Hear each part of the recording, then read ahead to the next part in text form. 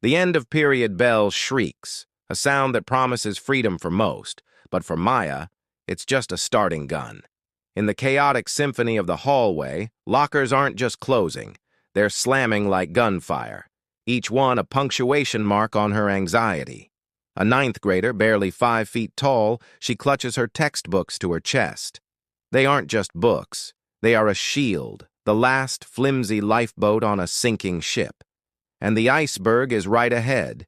Duke, Blaze, and Amber, seniors, draped in the school's varsity jackets as if they were royal robes, their egos inflated on a steady diet of fear.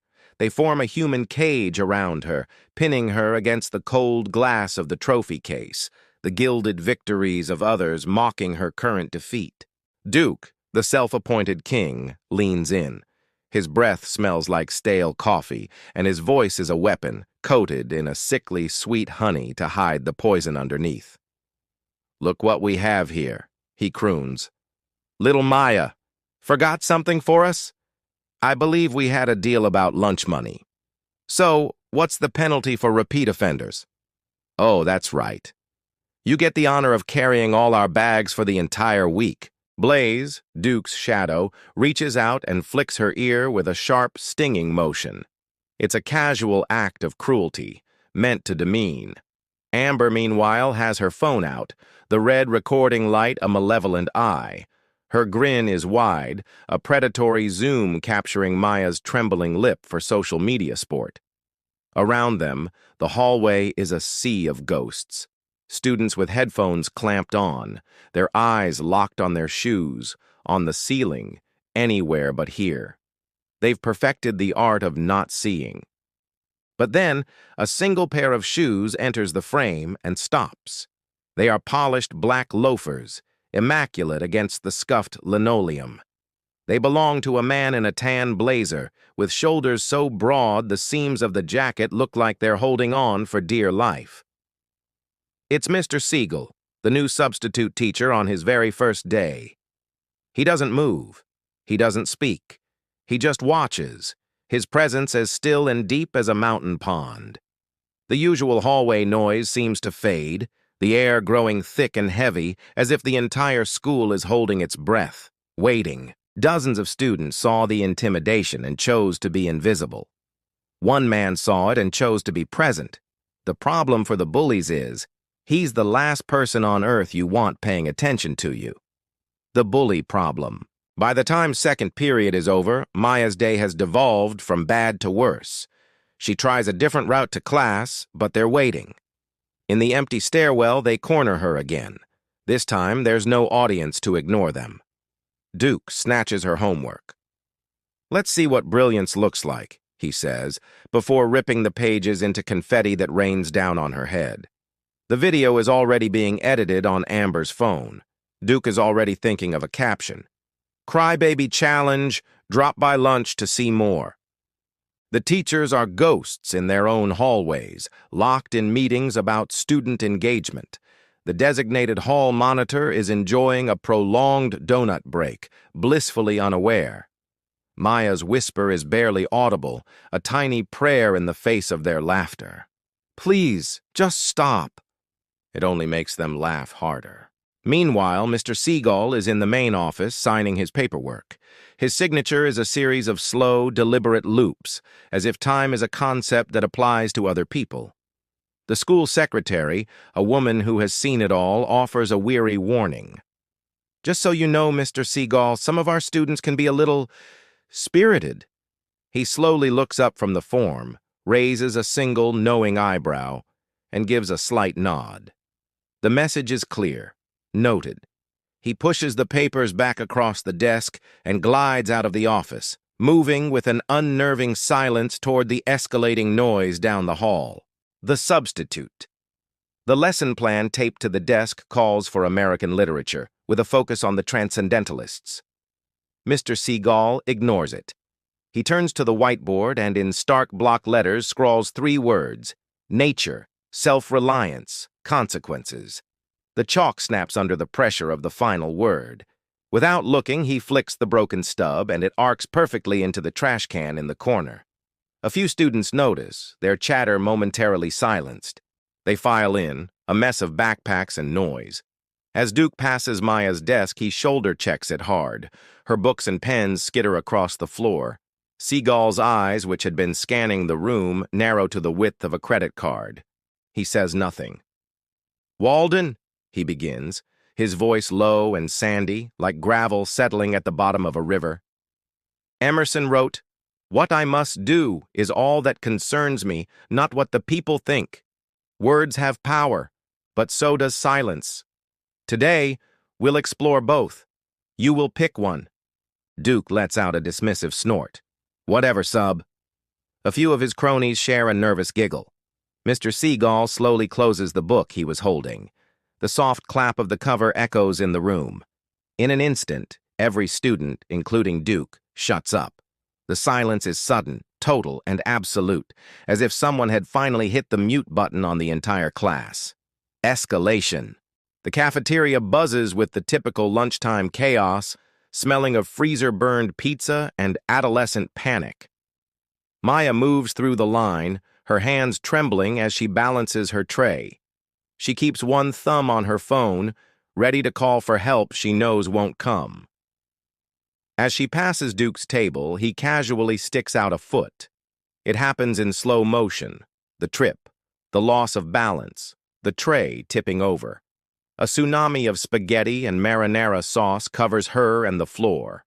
The entire cafeteria erupts, but not in concern.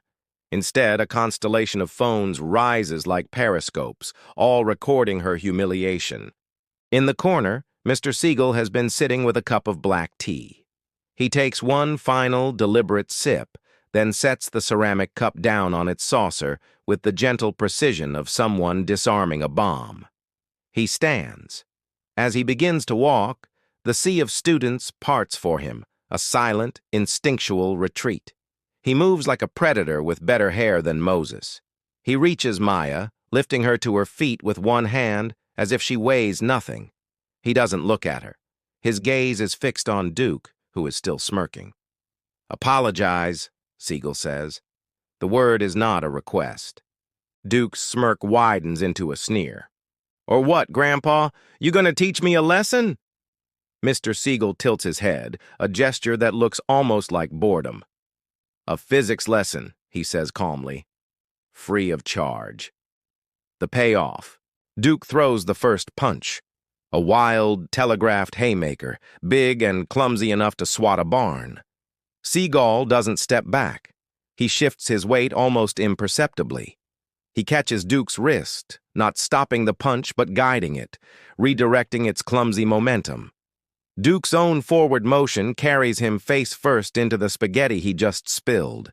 A collective gasp ripples through the cafeteria. Seeing their leader fall, Blaze jumps in, while Amber grabs a nearby chair and swings it like a club. It's over in 20 seconds, maybe less. Seagal's feet barely seem to move. The attackers appear to orbit around him, a flurry of misguided aggression, before ending up on the floor like malfunctioning satellites. He applies a simple wrist lock on Blaze, politely guiding his arm behind his back until the fight drains out of him. He spins the chair away from Amber with a flick of his hand, and it clatters harmlessly into a wall. He applies just enough pressure to each of them. Nothing is broken, no real harm is done, but the message is delivered with absolute clarity. This game is over when he decides it is. When campus security finally arrives, they find a bizarrely calm scene. Duke is on one knee, covered in pasta. Blaze is rubbing his shoulder, his face a mask of disbelief. Amber is staring up at the ceiling tiles as if they hold the answers to all of life's questions.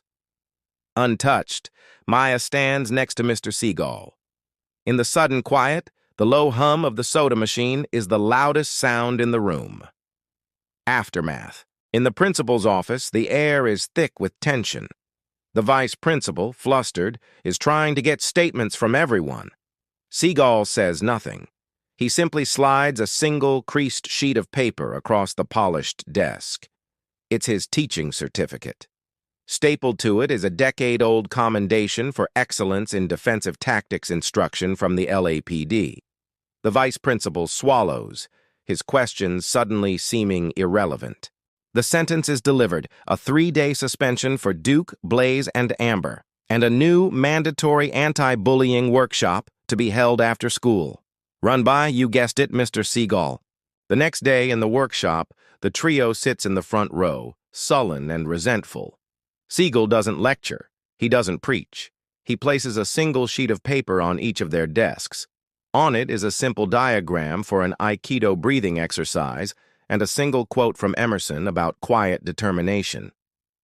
For 30 minutes, that's all they do. No speeches, just breathing, in and out. By the end of the session, Duke's perpetually tense shoulders have dropped an inch. Amber's phone has remained in her pocket, its screen dark. As they leave, Maya walks past the doorway. Duke's hand lifts, a gesture that's half wave, half apology. She offers a small, hesitant nod in return. You don't need to be a martial arts master to stand up for what's right. You just need the courage to see what's happening and the will to act. If this hallway feels familiar to you, hit that subscribe button.